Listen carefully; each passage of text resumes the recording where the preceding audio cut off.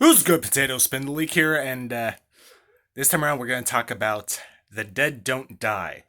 If this doesn't sound familiar, the movie was released in 2019, the current year.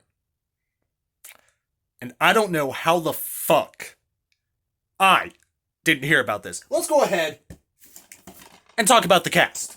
First of all, you have Bill Murray, Tilda Swinton, Steve Buscemi. Dude, all these fucking big names! How? How did I am insulted that I didn't hear about this until I saw this at a fucking Walmart. But I fucking love this movie. It was funny. It was monotone. It was witty. It was creative. And it was full of zombies. And that is all shit that I love.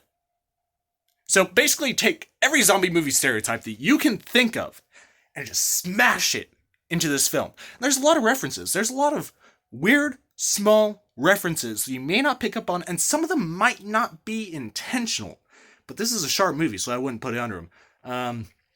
Let's start off with just two references. I think they have the Blue Moon Hotel, if I'm remembering that correctly. The Blue Moon Hotel, motel, not hotel, motel. Some people are angry at me. No, the Blue Moon Motel. I'm pretty sure that is a Springsteen reference. It's a reference to a broken down hotel full of memories out in the middle of nowhere. And after this, yeah, Centerville's gonna be the middle of nowhere because it's a zombie film. It's a witty, ironic zombie film. Not gonna be any fucking survivors. This is fucking Return of the Living Dead all over again with a better cast and an actual fucking budget. Second of all, out in front of the morgue, they actually had a cute little white bike. Not sure if you're aware of this, but white bikes are a reference, or not exactly a reference. It's a symbolic thing. A lot of times, whenever cyclists die in accidents, they'll leave a white bike, a kind of ghost bike. So that is right there next to the gravestones. Just a small little tidbit of trivia, not exactly a reference to anything, but shows how much attention to detail they paid in this movie. So just fun little things for you to dig up all the time. But yeah, no, this movie is all about sets of threes. Comedy comes in sets of threes, survival rules come in sets of threes. This movie focuses very heavily on the comedy sense of threes. So it's kind of an old school comic routine, but it's got some very dark undertones. And I can appreciate the hell out of that. I fuck with that shit. If you don't like it, fuck you in the limp dick that you wrote in on. I'm sorry, that was mean, but still. Tomato? Tomato? I'll say tomato. Okay? Okay. We'll work with that. I really haven't talked about the plot.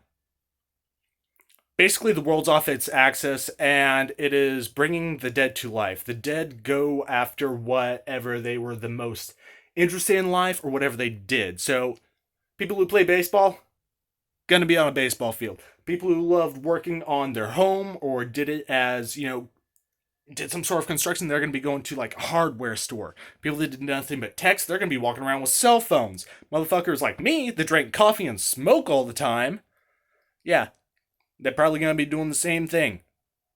So yeah, just small little tidbits. You're an alcoholic, you die, you wake up, and next thing you know, you're just screaming for whiskey.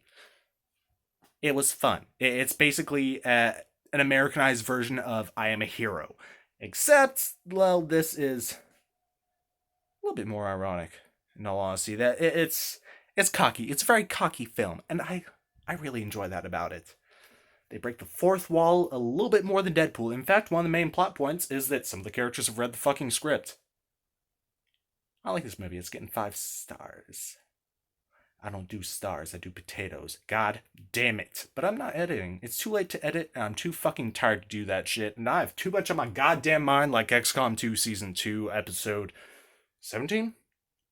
17? Anyway, I'm gonna start the spoilers now. I'm gonna actually talk about bits of the movie that might ruin the experience for the rest of you. So, if you don't want to see that. If you do want to hear about it, just, another 5 seconds. 58, 59. Ooh, we have 5 minutes even, 51, 52, 53. Now, if you're wondering why I opened up this review, not really talking about the movie itself, but small parts of it, the main plot is actually paying attention to small details. It's a hint that was dropped at the early portion of the movie, which is basically the world is perfect the way it is. Pay attention for the signals. And there's a lot of small things that you'll notice your second time through the movie that you wouldn't have initially seen or really thought of, nothing would have crossed your mind. And if you're just going into this not really focusing on the small aspects that are going to lock you in, it's going to seem like a very bland movie. Me personally, I like it. You may not, that's cool.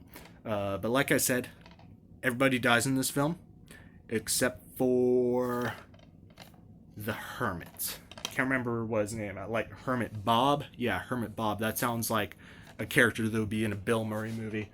And of course, he's probably the maybe not the biggest actor in the movie, but he's one of them. He is definitely one of them. And it's kind of corny. They have this whole small town, middle of nowhere, rural, everybody knows everybody kind of set up. Everyone's, grown up and married their high school sweethearts. Everyone's friends in some aspect, but still, fuck all y'all. That kind of environment that all of us kind of think, it'd be okay to live somewhere like that. But I burped. That's also okay. It's okay to live somewhere where people burp. It is a very interesting experience because you don't see the rule of threes in comedy, especially not in dark comedy anymore. And honestly, dark comedy is a genre that people have been creeping away from more and more frequently. I'm not saying it's something that shouldn't die out. I'm just saying that it's a gem we should treasure while it's still around. Did I talk about anything in this video? No, I basically just commented the movie, gave it 5 potatoes, and slapped Zaus on the way out the door. That works for me. It's content. My standards have lowered. I'm sick of shit. Like, I'm happy to be doing this. It's way better than the shit I've been doing. I've just been fucking working. Anyway, fuck my life. Like, comment, subscribe, keep on, keep it on. I'm gonna talk about another movie.